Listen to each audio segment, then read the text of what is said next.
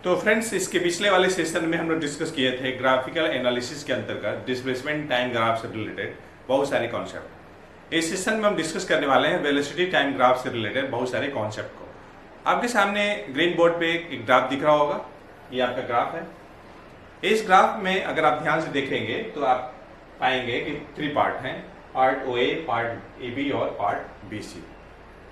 आज हम लोग इस सेशन में ये डिस्कस करने वाले हैं कि इस ग्राफ का इस्तेमाल करके हम क्या क्या ऑब्टेन कर सकते हैं। इस ग्राफ का अगर हम यूज करेंगे तो इस ग्राफ की सहायता से हमें क्या क्या मिलेगी, हम लोग इसके बारे में डिस्कस करने वाले हैं। तो वेलोसिटी टाइम ग्राफ की सहायता से हम निकाल सकते हैं बॉडी का एक्सेलरेशन और डिस्प्लेसमेंट निकाल सकते हैं describe by the moving object. तो अगर हमें एक्सेलरेशन निकालना होगा तो हम स्लोप निकालेंगे, और अगर हमें डिस्प्लेसमेंट निकालना होगा तो एरिया एनक्लोज निकालेंगे। तो ठीक है, चलिए हम लोग करते हैं। जैसे मान लीजिए अगर हम लोग स्लोप निकालते हैं, स्लोप, ठीक, slope of a straight line ओए, ओए का स्लोप निकालते हैं तो फॉर्मूला क्या होगा? फॉर्मूला होगा y2 minus y1 upon x2 minus x1, ये होगा। ओए में देखिए ओरिजिन जिसका कोऑर्डिनेट 0 0 होगा और ये x1 y1 हो जाएगा। ए का कोऑर्डिनेट 6, 15, ये देखिए इसके सामने है 6, 15। ए का कोऑर्डिनेट कैसे लिखा? O is the starting point, यहां से हम चले अलोंग एक्स एक्सिस, यहां से फिर वाई के पैरेलल ए तक आने के लिए इधर 6, इधर 15, तो 6, 15। उसी टाइप से बी का कोऑर्डिनेट क्या हो जाएगा? अलोंग एक्स एक्सिस 8, y के पैरेलल 15, तो हो जाएगा 8, 15। c का कोऑर्डिनेट अलोंग x एक्सिस 14, यहां तक पहुंचना, यहां तक पहुंचने के बाद हम रुक जाएंगे क्योंकि हमें तो यहीं पहुंचना है, y के पैरेलल तो चलेंगे नहीं, तो c का कोऑर्डिनेट हो जाएगा 14, 0। वैल्यू रखिए, देखिए y2 minus y1, x1 y1, x2 y2, तो 15 माइनस 0 डिवाइडेड बाई 6 माइनस 0, तो आपका हो जाएगा 15/6, तो 3 से कटेगा, 3 5 जा, 3 2 जा, 2.5 और यूनिट हो जाएगा मीटर पर सेकेंड स्क्वायर। ये वेलोसिटी टाइम ग्राफ है जिसका आप स्लोप निकालेंगे तो आपको मिलेगा एक्सेलरेशन, एक्सेलरेशन मिलेगा। इस पार्ट से इतना तो क्लियर है कि इक्वल इंटरवल ऑफ टाइम में चेंज इन वेलोसिटी जो होगी वो इक्वल होगी, ठीक। अब देखिए, आप यहीं पे डिस्प्लेसमेंट भी निकाल सकते हैं, मतलब बॉडी ने 6 सेकेंड में कितना डिस्टेंस कवर किया ये आप निकाल सकते हैं। उसके लिए क्या करना होगा? ये जो आप ट्रायंगल देख रहे हैं, ट्रायंगल ओ ए, मान लीजिए ये एल है, ओ एल, इसकी एरिया आप निकाल दीजिए, ठीक। और ये क्या है? ये आपका राइट एंगल ट्रायंगल है, तो half base into height, base आपका 6, ए ओ एल 6 और ये आपका ए एल आपका 15 हो जाएगा, 15 मीटर आ जाएगा। मतलब बॉडी ने 6 सेकेंड में, पहले 6 सेकेंड में 45 मीटर का डिस्टेंस डिस्क्राइब किया, कवर किया। उसी टाइप से आप रिमेनिंग जो 2 पार्ट हैं उनका भी एरिया निकाल सकते हैं। मान लीजिए मैं स्लोप निकालता हूं इस पार्ट के लिए, तो फॉर्मूला वही y2 minus y1 x2 minus x1। अब देखिए जब आप AB का स्लोप निकालेंगे तो A का जो कोऑर्डिनेट होगा x1 y1 होगा और B का कोऑर्डिनेट x2 y2 होगा। पार्ट AB के लिए A का कोऑर्डिनेट x1 y1 हो गया और B का कोऑर्डिनेट x2 y2 हो गया। तो x1 y1 for the part AB ये है 6,15, x2 y2 A 15 है, यहां पे रख लीजिए 15 माइनस 15 y2 ये y1 x2 x1 8 माइनस 6 तो 0/2 तो 0 हो जाएगा। तो 0 मीटर पर सेकेंड स्क्वायर ये एक्सेलरेशन मिल गया। किस पार्ट में? एबी पार्ट में। मतलब एबी पार्ट में कोई एक्सेलरेशन नहीं है। मतलब ये हुआ कि इस पार्ट में जो बॉडी है that is moving with constant velocity से। देखिए ना 6 से 8 सेकंड के बीच में वेलोसिटी क्या है? 15 ही है, कोई चेंज नहीं हो रहा है वेलोसिटी में।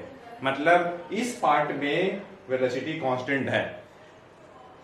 बच्चों ग्राफ का क्वेश्चन बहुत ही सिंपल होता है, आपको ध्यान से बस देखना है। ठीक, कांस्टेंट वेलोसिटी है, मतलब रुका हुआ नहीं है, आप गलत मत समझिएगा। ये वेलोसिटी टाइम ग्राफ है, कांस्टेंट वेलोसिटी है। अगर आप साइकिलिंग क्लास चला रहे हैं तो आपके साइकिल की स्पीड एक समान है, घट बढ़ नहीं रही है। जब आप घर से चलते हैं तो स्पीड आपकी बढ़ती है, फिर बीच रास्ते में कांस्टेंट हो जाता है। अब जो ही स्कूल पहुंचने वाले होते हैं तो क्या करते हैं? धीरे धीरे स्पीड कम करते हैं। तो जब आप स्कूल पहुंचने वाले होते हैं तो ये पार्ट हो जाएगा।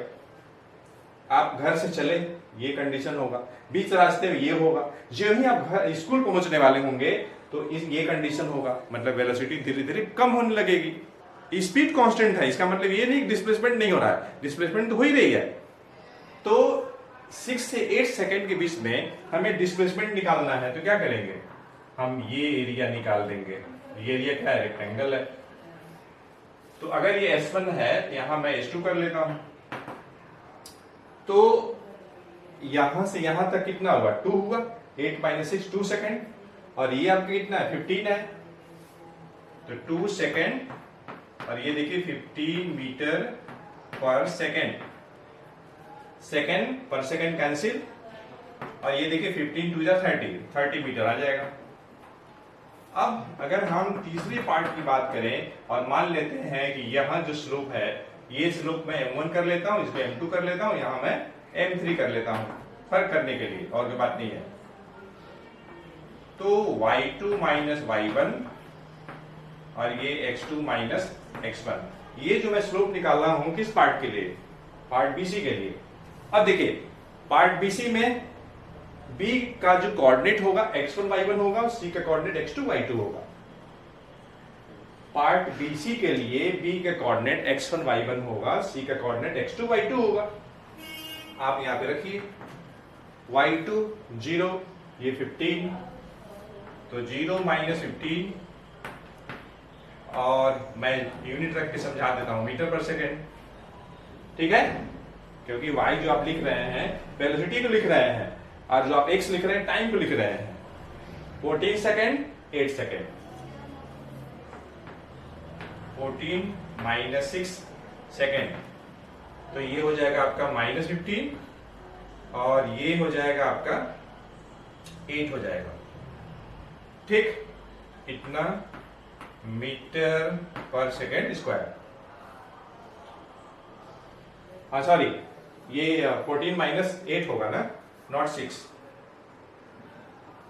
तो आपका 14 माइनस 8 आपका 6 हो जाएगा। ठीक, 5 3 5 जा और ये 3 2 जा, तो आपका आ जाएगा माइनस 2.5 मीटर पर सेकेंड स्क्वायर। यहां पे स्लोप क्या है? नेगेटिव आ रहा है। पहले पार्ट में स्लोप क्या था? पॉजिटिव था।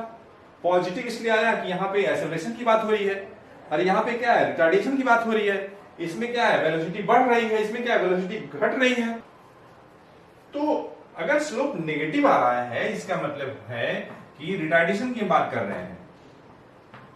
तो जब बच्चों एक्सेलरेशन नेगेटिव आएगा तो आप समझ लीजिएगा कि एक्सेलरेशन की बात हो रही है, या फिर नेगेटिव एक्सेलरेशन आपको इंडिकेट कर रहा है रिटार्डेशन।